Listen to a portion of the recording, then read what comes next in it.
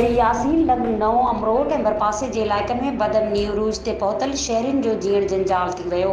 नओं अमरोट थाणे जी हद मां चोर सलीम मीराणीअ जे रोड ते बीठल मोटरसाइकिल चोरी करे फरार थी विया।